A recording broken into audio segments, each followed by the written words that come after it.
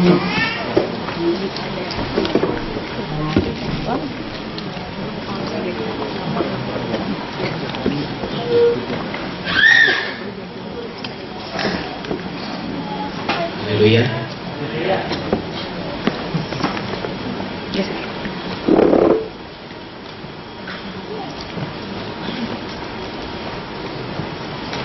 Puji Tuhan. Kalau saya boleh ada di tempat ini, sekali lagi ini karena kemurahan Tuhan. Beberapa hari yang lalu, kalau nggak salah hari Kamis malam, kaget juga saya dapat SMS dari Bapak Gembala. Biasanya saya pesan kalau kayak firman agak Jawa dikit, tapi ya belajar taat. Jadi ya saya coba persiapkan dalam beberapa waktu, singkat sih, untuk ukuran saya singkat, tapi biar Tuhan yang tolong. Mari kita buka di Efesus 5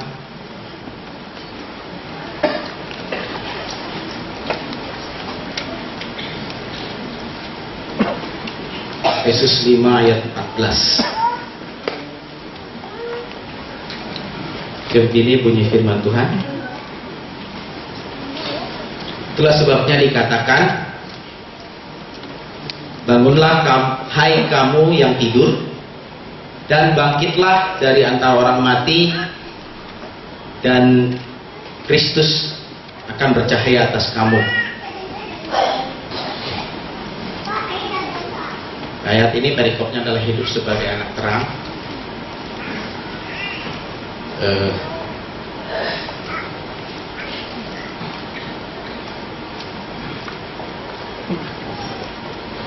Ini juga menggambarkan bahwa keadaan rohani yang mandek dan tidak bertumbuh, ya, yang pada akhirnya bisa berujung kepada kematian rohani yang berujung juga pada kematian yang kekal. Kalau di ayat ini mengatakan, bangunlah hai kamu yang tidur.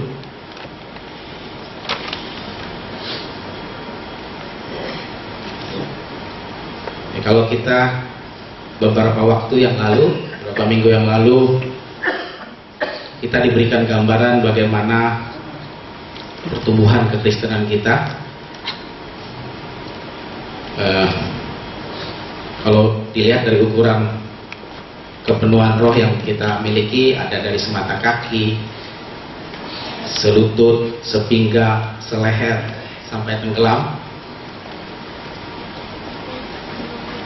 Itulah yang dikehendaki Allah dari kita.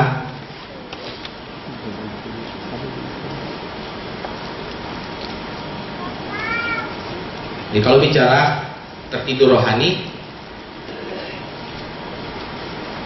artinya itu adalah gambaran kekristenan tanpa dasar yang kuat, ya. Firman Allah yang kuat, baik itu pengajaran maupun pemahaman. Ya, puji Tuhan, kalau saya berjemaat di tempat ini sudah cukup lama, ya, dan banyak sekali yang saya dapatkan.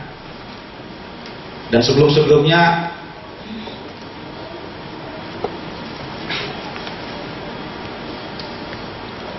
background saya memang Katolik sebelumnya, jadi pengajaran boleh dibilang sangat sangat kurang. Kerinduan ada, mungkin Tuhan melihat kerinduan hati, dan itulah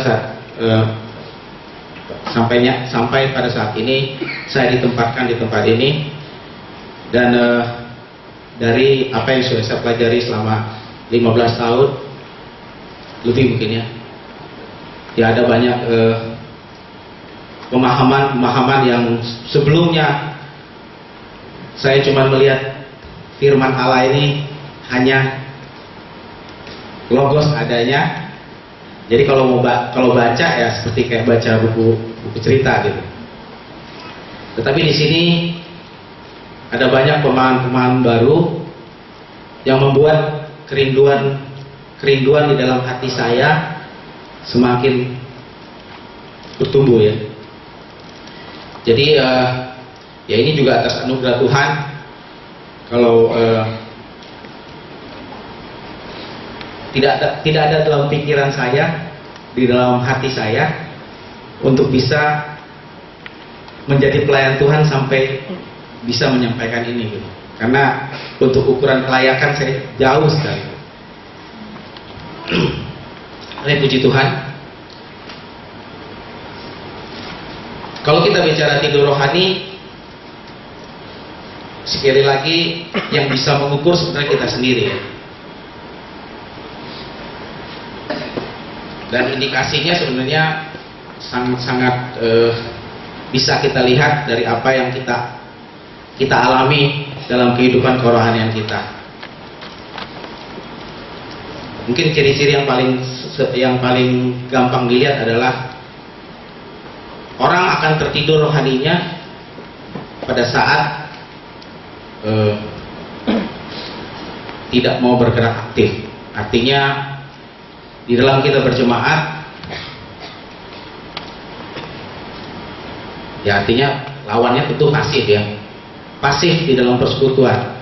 Ya orang pasti akan begitu saja di saat kita tidak mau terlibat lebih jauh di dalam kita berjemaat. Kadang-kadang pelayanan kecil pun kita enggan gitu. Nah itu hati-hati dalam kondisi seperti itu.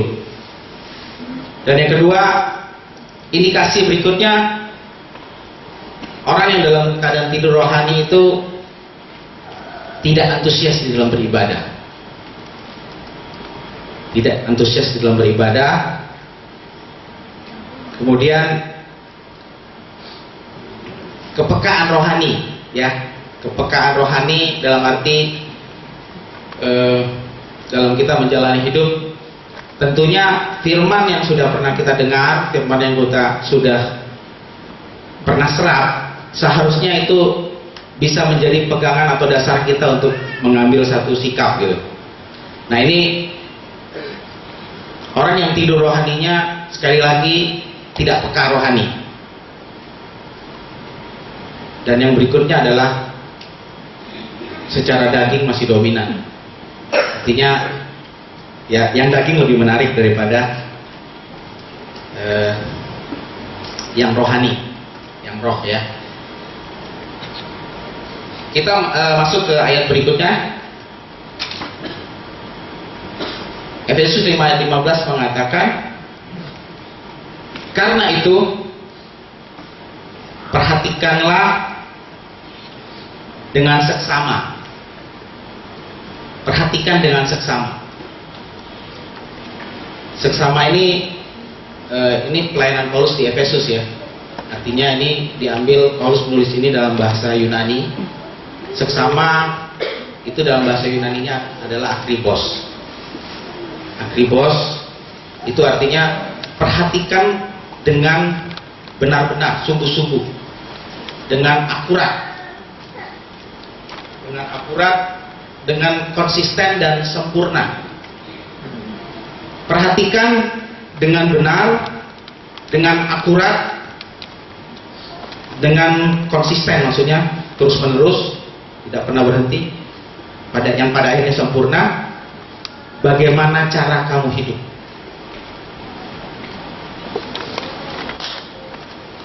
Supaya kita tidak mengalami tidur rohani yang pada akhirnya akan mengalami kematian, kita harus memperhatikan hidup kita dengan seksama, dengan benar, akurat, konsisten dan sempurna. Bagaimana cara kamu hidup? Di situ dikatakan, janganlah seperti orang bebal.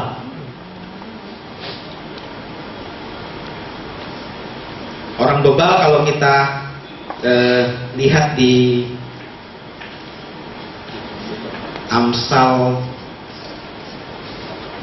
Pasal 1 ya.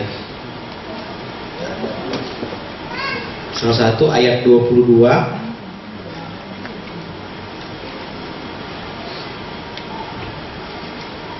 Salomo. Saya baca dari ayat 20. Nasihat hikmat perikopnya. Hikmat berseru nyaring di jalan-jalan, di lapangan-lapangan, ia memperdengarkan suaranya. Di atas tembok-tembok ia berseru-seru, di depan pintu-pintu gerbang kota ia mengucapkan kata-katanya. Berapa lama lagi, hai orang yang tak berpengalaman, kamu masih cinta kepada keadaanmu itu?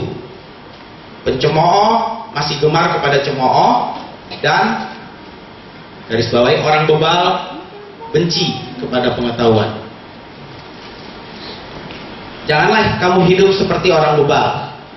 Jadi kalau kita referensikan dari refer ke ayat ini mengatakan bahwa orang bebal itu benci akan firman Tuhan.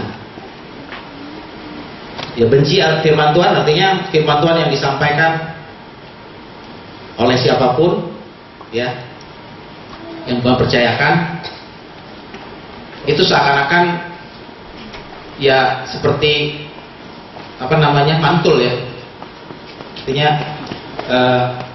nggak terserap dengan baik, benci terhadap firman Tuhan.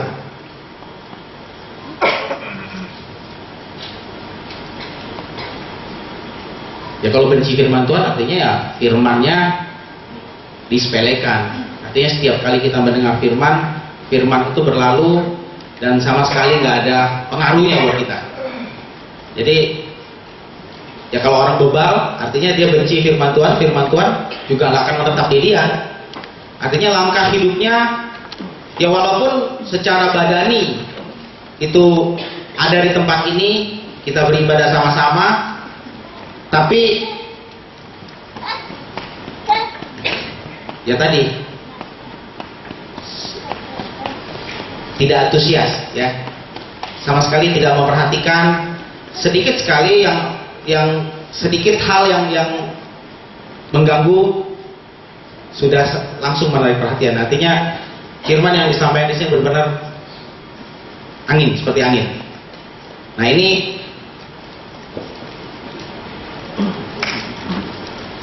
inilah yang bisa membuat firman Tuhan tidak pernah menjadi rema.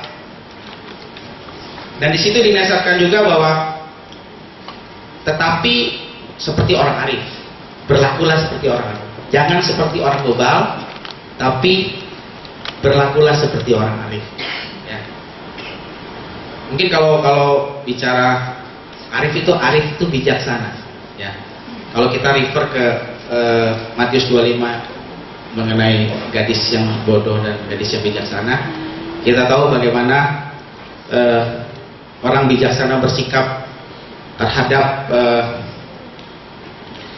setiap hal-hal yang baik yang disampaikan. Dan kita tahu bahwa gadis yang bijaksana itu terus memelihara pelita dan minyak, ya. Pada saat diundang, pelita dan minyak itu selalu dan juga disiapkan. Ya, artinya bagaimana? Hidup seperti orang bijak itu artinya selama kita mengiring Tuhan, jangan pernah berhenti belajar akan firman Tuhan, untuk mendalami apa yang kita imani. Karena ada banyak sekali di luar sana pengajaran-pengajaran baik yang bicara kekristenan dan juga atau apalagi yang di luar Kristen, yang maksudnya bisa menyeret kita. Kalau kita tidak selalu mau punya kehausan atau kerinduan akan belajar dan memperdalam firman Tuhan, maka kita akan terseret menjadi orang yang bebal tadi, ya. Firman Tuhan sama sekali tidak berarti dan tidak mempunyai kuasa di dalam hidup kita. Rasa-rasanya rugi kalau kita menjadi orang Kristen firman Tuhan yang harusnya memiliki kuasa yang sangat dahsyat di dalam kehidupan kita, tetapi tidak bekerja.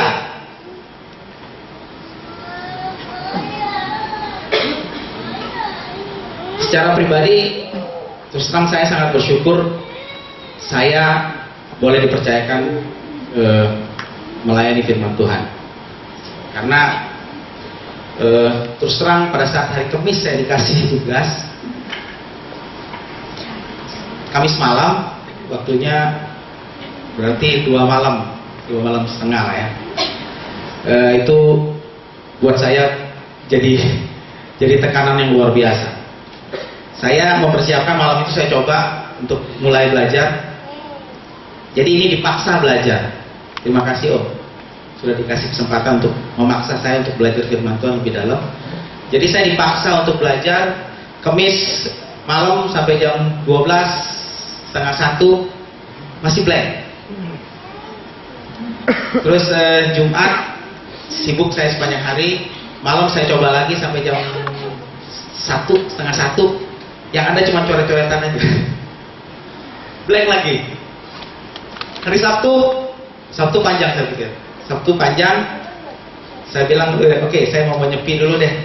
Saya ada disediakan tempat di Karawaci. Saya dari jam 12 sampai jam 7. Saya telepon istri saya dulu.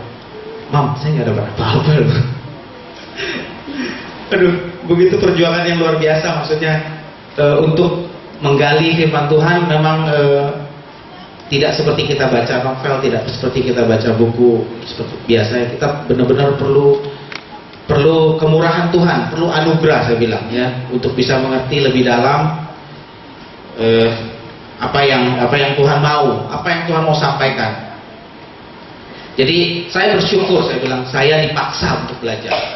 Jadi sekali lagi saya juga berharap rekan-rekan sini, teman-teman seiman, cari cara bagaimana dipaksa untuk tiap hari belajar firman Tuhan.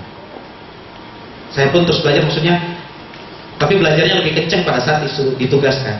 Kalau biasa ya kita baca hari-hari, baca renungan harian, tapi memang pada saat ini saya didorong seperti dipaksa untuk coba terus belajar. Jadi inilah yang maksudnya ya memang dalam pengalaman hidup saya belajar walaupun tidak sempurna. Saya yakin itu tidak sempurna. Belajar terus untuk mempraktekkan firman yang saya pelajari di sini untuk hidup di dalam kehidupan sehari-hari. Dan itu benar-benar membawa keuntungan ya. Kalau kita lihat di Amsal bilang bahwa berbahagia orang yang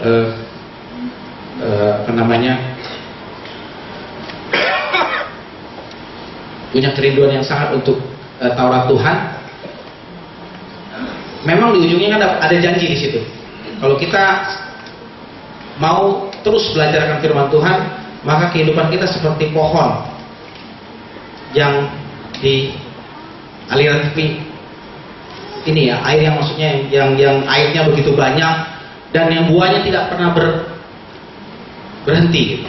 Jadi itulah yang dikehendaki Tuhan dari kita, supaya firman Tuhan ini benar-benar membuahkan satu hasil dalam kehidupan kita.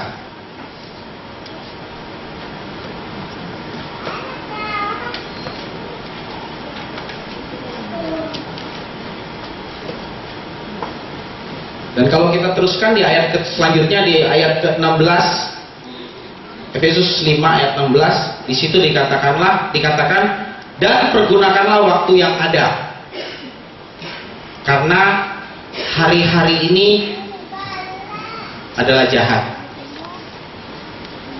Jadi kalau kita penuh dengan firman Tuhan, maksudnya kita selalu rindu, selalu haus akan firman Tuhan, firman itu akan menjadi hidup di dalam hidup kita, dan dia yang mengendalikan kita. Maksudnya apapun keadaan kita, seharusnya firman ini jawaban bagi kita. Kalau firman ini bukan jawaban bagi kita, artinya keadaan rohani kita pasti tidak baik.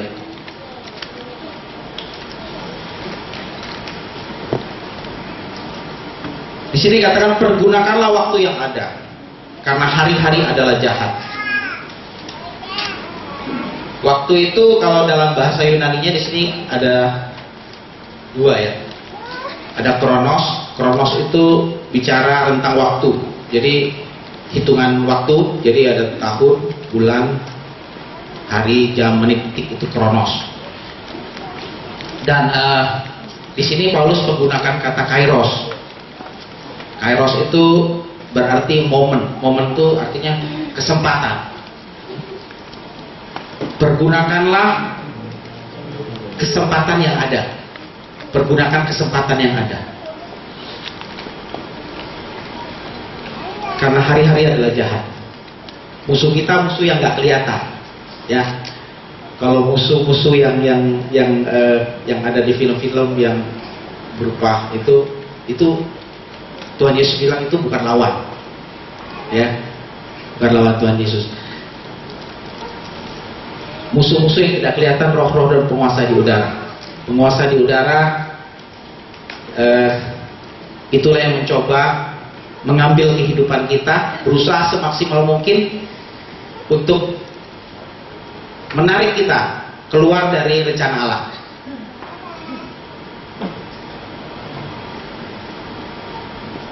Dan kalau itu berhasil mengambil waktu-waktu yang kita punya, maka akibatnya sangat dahsyat, ya. Kalau kita lihat ya ada sekarang ini ada banyak kejadian-kejadian yang di luar akal sehat manusia, ya. Seorang ibu bisa nenggelamin anaknya di toren karena katanya, sekali lagi itu penguasa di udara. Artinya pada saat dia melakukan itu, dia mengatakan ada bisikan-bisikan untuk melakukan itu, gitu. Bayangkan maksudnya seorang ibu, seorang remaja, dua orang remaja dengan sangat santai, maksudnya dengan muka yang tanpa dosa, bisa mengambil nyawa rekannya, maksudnya dengan sangat sadis. Hanya karena hal-hal yang maksudnya ukuran kita sebenarnya nggak besar-besar amat, ya. Cuman masalah gara-gara salah paham, selisih. Saya rasa kalau kita tidak bisa menggunakan kesempatan yang Tuhan berikan bagi kita di waktu-waktu ini, ya. Sering kali saya di mimbar ini mengatakan bahwa waktu kita bukan ukurannya usia, saya bilang. Maksudnya dalam arti kita nggak bisa pikir, oh masih muda sekarang, waktu saya masih panjang. Emang siapa yang tahu? Sama sekali nggak ada yang tahu besok kita akan seperti apa. Jadi kalau di firman ini mengatakan bahwa pergunakanlah kesempatan atau momen-momen yang Tuhan berikan bagi kita dengan sebaik-baiknya. Jangan sampai rohani kita yang lemah, ya, itu akan gampang sekali untuk ditarik keluar dan kita melakukan hal-hal yang di luar pikiran manusia normal, gitu. Dan kalau kita lihat juga tingkat bunuh diri juga luar biasa, ya, sekarang. Saya waktu beberapa minggu yang lalu saya mau ke Citraland, sorenya ternyata ada orang yang lompat katanya. Untuk hal-hal yang maksudnya ini berlaku bagi orang-orang yang memang tidak punya pengharapan. Kasihan sekali sebenarnya. Karena dengan akhir hidup mereka menganggap bahwa persoalan sudah selesai. Padahal kita yang percaya bahwa ada kehidupan sesudah ini. Bukannya tambah hidup, itu malah kematian yang kekal, ya, beroleh.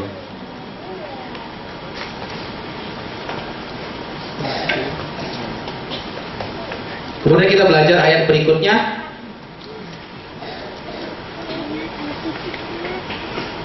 Sebab itu janganlah kamu bodoh, tetapi usahakanlah usahakanlah, garis bawahi, usahakanlah supaya kamu mengerti kehendak Tuhan. Usahakanlah ya, usahakanlah. Jadi kalau pasif tadi, mohon maaf, kita nggak akan mengerti kehendak Tuhan. Kalau pasif, terlalu diam, terlalu menganggap bahwa urusan ibadah atau firman Tuhan, ibadah atau firman Tuhan yang kita terima hanya di ibadah minggu ini aja, dan itu pun masih belum tahu ya kadarnya, levelnya. Jadi kita tetap harus berusaha. Jadi di sini katakanlah kita harus usahakan. Karena keselamatan pun harus dikerjakan. Keselamatan memang anugerah buat kita, tetapi tetap harus dikerjakan.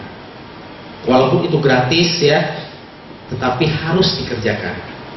Bukan dengan berpangku tangan, dengan kita tidak melakukan sesuatu. Ya terkadang orang berpikir, oke, saya punya harta, punya uang, dengan harta aja udah cukup gitu. Saya nggak boleh melakukan apa-apa. Banyak hal sebenarnya. Ibadah itu berarti juga persekutuan. Persekutuan artinya kita harus melibatkan diri untuk bisa diproses gitu. Kalau bicara persekutuan, kita juga nggak bisa milih. Ya, di gereja ini orang datang di tempat ini pasti saya yakin kita semua sepakat bahwa kita di sini adalah orang berdosa. Ya, tidak ada yang sempurna. Jadi kalau mau cari orang sempurna di gereja pasti akan kecewa. Siapapun, ya bahkan Bapak Gembala juga tidak sempurna. Jadi jangan sekali-sekali kita punya anggapan kalau kita datang ke persekutuan, kita datang di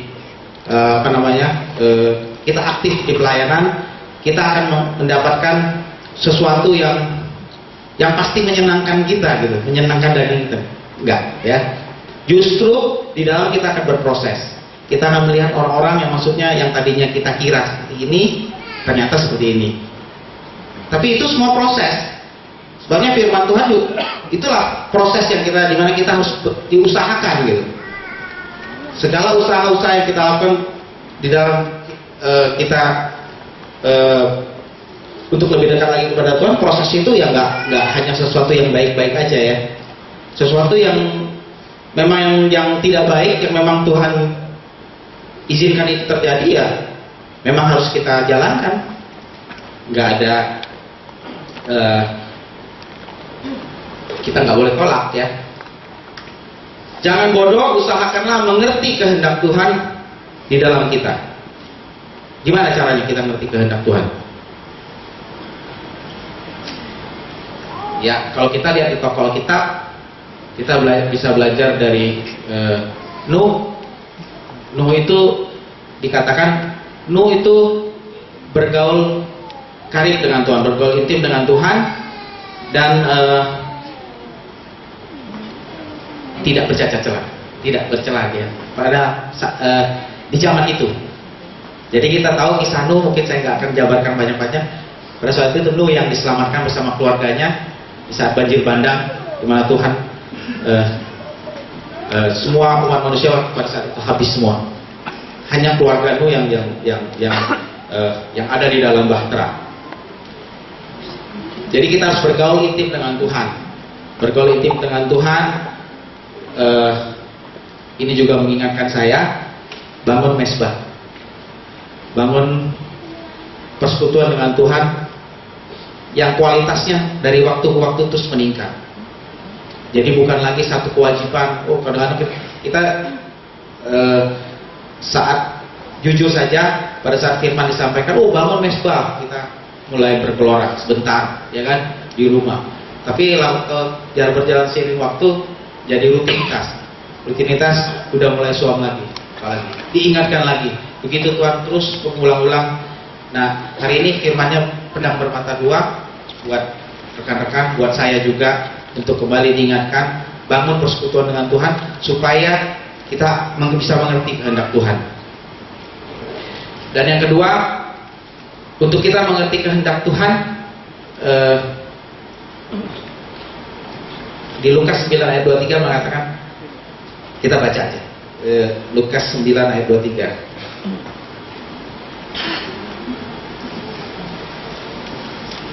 Lukas.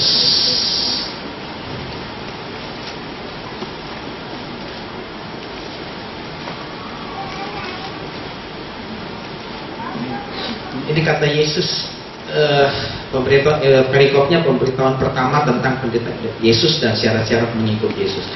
Katanya kepada mereka semua, setiap orang yang mau mengikut aku, ia harus menyangkal dirinya, memikul salibnya setiap hari, dan mengikut aku. Jadi kalau untuk mengerti kehendak Tuhan jadi murid Kristus. Tapi kalau mau jadi murid Kristus, tadi syaratnya itu menyangkal diri, memikul salib, dan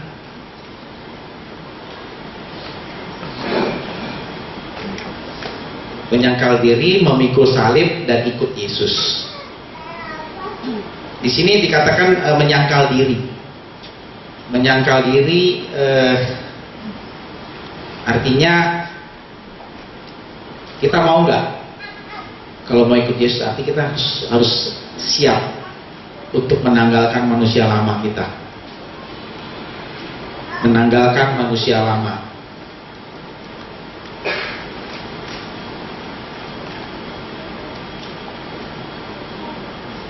Manusia lama itu seperti apa? Kita coba lihat di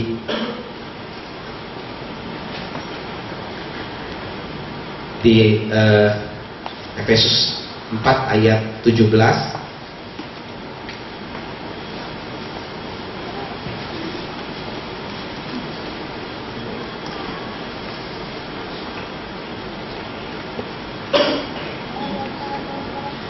Sebab itu kukatakan dan kutegaskan ini kepadamu di dalam Tuhan. Jangan hidup lagi sama seperti orang-orang yang tidak mengenal Allah, dengan pikirannya yang sia-sia dan pengertiannya yang gelap, jauh dari hidup persekutuan dengan Allah, karena kebodohan yang ada di dalam mereka dan karena kedegilan hati mereka. Perasaan mereka telah tumpul sehingga mereka menyerahkan diri kepada hawa nafsu dan mengerjakan dengan serakah segala macam kecemaran. Ya, itu ciri-ciri manusia lama. Jadi menyangkal diri artinya kita siap nggak kita mau menanggalkan manusia lama kita. Ya memang daging dan roh tidak bisa bersatu.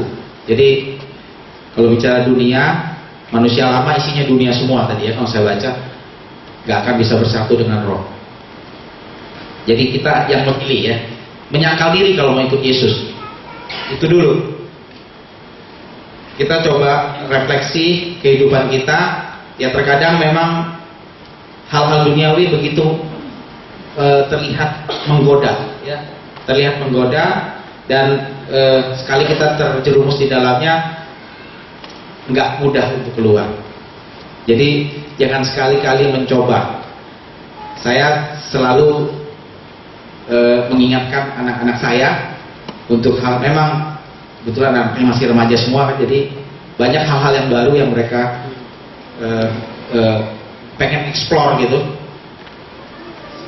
Sekali lagi saya bilang, jangan sekali-kali mencobai diri untuk masuk ke situ, karena ikatannya begitu kuat. Puji Tuhan sampai hari ini karena lingkungan dan komunitas juga merokok juga belum, karena ya anak-anak saya lihat kalau lihat di mall, anak-anak remaja yang masih, kalau saya bilang piik-piik gitu ya, piik itu apa ya, masih ini banget, tapi udah pas-pus gitu, enteng sekali, maksudnya itu mulainya, tapi ke belakangnya pasti akan lebih dahsyat lagi. Jadi untuk menjadi murid Kristus, kita harus menyangkal diri, kita menanggalkan manusia lama, pikul salib. Setiap orang harus memikul salibnya setiap hari. tiap hari artinya salib kalau kita konotasikan ya beban, penderitaan yang memang Tuhan izinkan terjadi.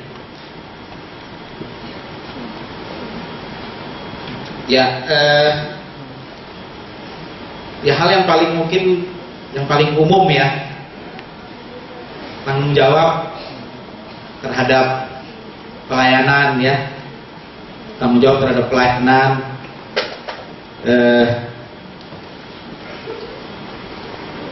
Kita ukur diri kita masing-masing bagaimana kita menyikapi pelayanan yang diberikan kepada kita.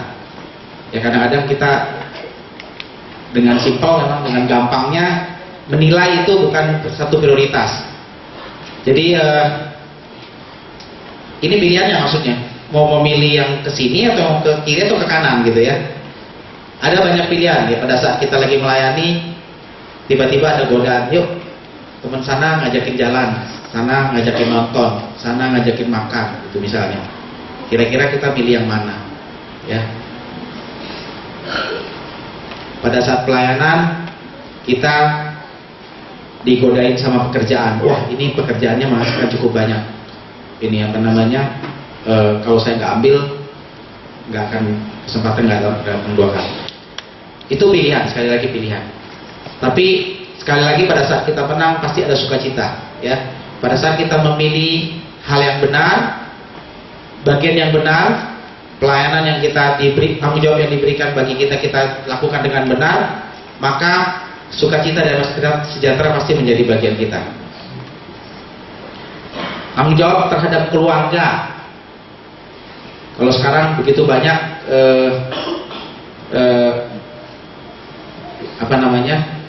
tingkat perceraian karena hal-hal yang sepele. Saya lihat sebenarnya key-nya satu, tanggung jawab tadi.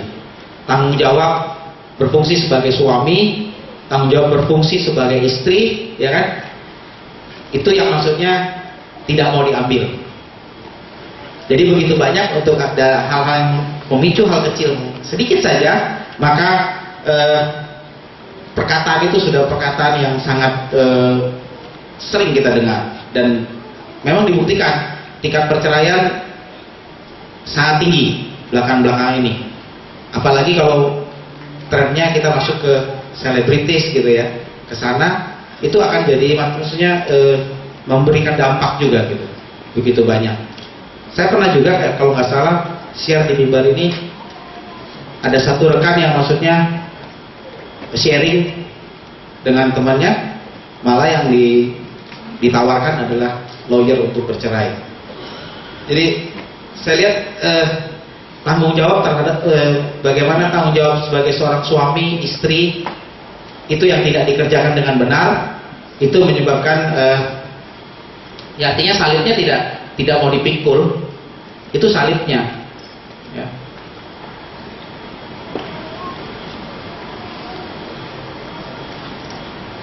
Dan juga salib yang lain mungkin di dalam keluarga besar ya, kita punya tanggung jawab terhadap, di ayat firman juga mengatakan bahwa kalau sampai kita tidak peduli kepada sanak saudara itu artinya kita juga tidak melakukan firman. Jadi keluarga inti, keluarga besar, ya ini juga yang biasa memicu konflik di dalam rumah tangga biasanya. Makanya kalau bisa memikul tanggung jawab sesuai dengan garis koridor firman Tuhan yang ada, di sini sangat jelas bagaimana fungsi sebagai suami, bagaimana fungsi seorang istri. Kalau ini kita jalankan sungguh-sungguh, pasti keluarga yang kita bangun adalah keluarga yang penuh damai sejahtera. Pasti, jawabannya pasti ya, karena Tuhan memberikan jaminan itu.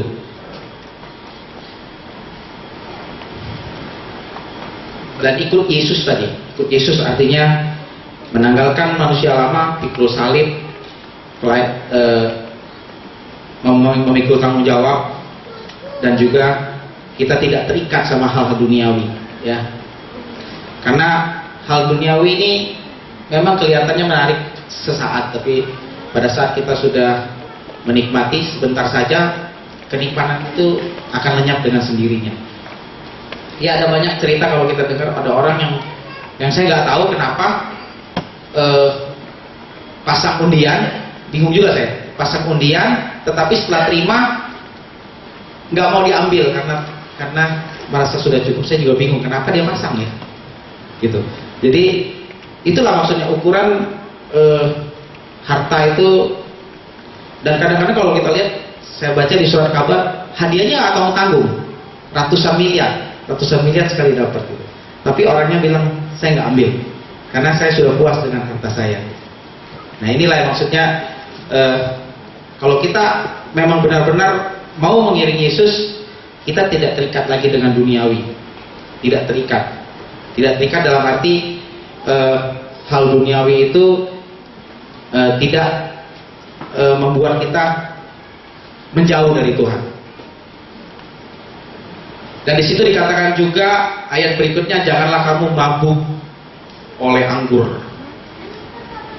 Anggur bicara kenikmatan, ya, kenikmatan dunia. Kenikmatan dunia yang memang secara kasat mata kelihatannya memang enak sekali, tapi di ujungnya pasti memberikan hasil yang sangat tidak mengenakan. Dan janganlah kamu mabuk oleh anggur, karena anggur menimbulkan hawa nafsu. Kita baca ayat selanjutnya, tetapi hendaklah kamu penuh dengan roh. Penuh dengan roh. Penuh dengan roh, ya. Ini seringkali gambaran Bapak Gembala, seperti tadi saya bilang, penuh dengan roh sampai kita memang hidup di dalam roh itu. Jadi roh itu yang berkarya di dalam kehidupan kita. Kalau kita baca di Yohanes 6 ayat 63, di situ mengatakan,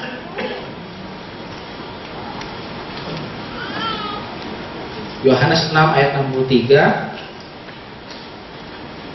firman-Nya mengatakan, rohlah yang memberi hidup, daging sama sekali tidak berguna. Ya. Perkataan-perkataan yang kukatakan kepadamu adalah roh dan hidup. Jadi artinya apa yang kita jabarkan dari awal sampai menjelang akhir ini, bahwa rohlah yang memberi hidup. Jadi kita tidak salah kalau kita memprioritaskan dalam hidup kita hal-hal yang rohani terlebih dahulu dibandingkan hal jasmani, hal kedagingan. Karena hal yang berkaitan dengan daging itu masanya sangat singkat. Berbeda dengan roh kita kekal. Tapi kekalnya mau yang baik atau mau yang jahat, itu pilihan kita. Di sini mengatakan rohlah yang memberi hidup. Kalau kita penuh dengan roh, maka hidup kita ya akan diberikan kemanisan-kemanisan yang kekal gitu. Tidak seperti kalau kita menikmati anggur-anggur dunia, kenikmatan dunia yang sifatnya sesaat. Ya, pada saat kita selesai hilang gitu. Kita mesti datang lagi, keluar hilang, cepat sekali. Tapi kalau yang sifatnya rohani, damai sejahtera, sukacita, itu sesuatu yang tidak terbayarkan, ya, tidak terbayarkan dengan apapun. Dan kita menikmati itu artinya lahir dan batin. Artinya secara rohani, secara roh kita menikmati, secara daging pun sebenarnya secara kehidupan nyata pun kita menikmati. Ya, kalau daging artinya hal-hal dunia, hanya kita menyenangkan daging semata. Ya, ukurannya tadi semata kaki, selutut, sepinggang, seleher, tenggelam. Gambaran itu sudah belasan tahun saya lihat di Bapak Gembala. Jadi benar-benar melekat. Pilihan kita mau hanya sampai di mata kaki, artinya kita ada di pelataran. Ya, pelataran kita tahu apa akibatnya ya kan, kita masuk aniaya besar, atau kita mau terus berproses untuk mencapai kepenuhan yang seperti yang Tuhan mau. Dan balik lagi, kalau kita dipenuhkan artinya kepekaan rohani kita juga akan bertambah, tidak tumpul seperti manusia lama tadi. Jadi kita akan dibaharui terus menerus, ya kan, dalam segala aspek. Ya, kalau kita penuh dengan Roh, artinya kita siap menerima kedahsyatan-kedahsyatan lain yang akan terjadi dalam hidup kita. Kalau di dalam ibadah, ya, kita akan mempunyai hasrat yang tinggi, kayak kita mengalami bagaimana kita mula-mula dulu, ya, pada saat kita mengenal Tuhan pertama kali, seperti orang jatuh cinta. Dulu istri saya baru-baru mengenal Tuhan juga begitu, sampai mamanya bilang, udah bawa aja tuh baju semua, pindah ke gereja. Karena setiap hari maunya ke gereja, terus maunya beribadah, terus maunya bersekutu terus. Jadi hal-hal seperti itu maksudnya yang akan terjadi dalam hidup kita. Hasrat kepada hal rohani kita tinggi, rasa haus kita akan firman Tuhan akan terus bergelora ya. Dan kualitas dari proses ibadah ataupun pertumbuhan rohani yang kita jalani itu juga akan meningkat dengan sendirinya. Ya, saya senang sekali kalau pada saat puji-pujian, maksudnya di gereja ini sudah mulai terlihat banyak orang melakukan puji-pujian, maksudnya dengan segenap hati. Kalau saya segenap hati, ya, mungkin ini sangat membantu pelayan-pelayan di altar sini untuk bisa terus mengundang hadirat Tuhan hadir. Dan saya lihat, ya puji Tuhan ya, maksudnya jemaat-jemaat sekarang sudah mulai begitu menggebu-gebu di dalam memuji Tuhan. Jadi segala dan kualitas rohani yang menjadi bagian kita ini pastinya akan memberikan dampak yang sangat positif di dalam kehidupan yang nyata dari kita. Ya, kalau rohani kita kuat, apapun keadaan kita sudah mengerti rancangan Tuhan dalam hidup kita bukan rancang kecelakaan. Jadi seberat apapun masalah yang kita hadapi, dengan kerohanian dengan kualitas kerohanian yang maksimal, maka dengan sendirinya tekanan itu gak ada. Karena kita percaya bahwa pencobaan ataupun permasalahan hidup kita tidak akan melebihi kekuatan yang Tuhan berikan bagi kita. Itu yang menjadi rema. Kalau pengalaman pribadi saya pun seperti itu. Jadi pada saat mengalami hal-hal yang di luar pikiran kita, memang terkadang kita tergoda untuk melakukan pakai pikiran-pikiran manusia. Kalau saya share sedikit, saya diberikan anugerah untuk berusaha juga, udah hampir 15 tahun ya. Kita sekali lagi, kita bukan dari keluarga yang berada, maksudnya keluarga yang memang mau berjuang gitu. Secara finansial juga nggak ini. Pertumbuhan terus karena didorong oleh kebutuhan juga, kebutuhan operasi perusahaan kan tinggi terus, meningkat terus ininya kebutuhannya. Kalau dipakai pikiran, maksudnya ukuran normal, mungkin yang berusaha di sini tahu, harusnya kan kalau punya modal itu 2:1 lah ya kan, 2 modal 1 putaran. Kita bisa kebalik. Tapi saya menikmati bagaimana Tuhan bekerja di dalam kehidupan saya dalam hal ini, maksudnya 1:2 yang kata dunia tidak mungkin, tapi bagi Tuhan mungkin. Dan itu berjalan sampai sekarang, dan saya merasakan, maksudnya begitulah ajaibnya Tuhan gitu. Selalu benar firman-Nya mengatakan bahwa Dia akan menolong tepat pada waktunya. Itu saya imani. Jadi kalau kualitas rohani kita terus meningkat, maka segala aspek kehidupan kita pun akan terdorong terangkat gitu.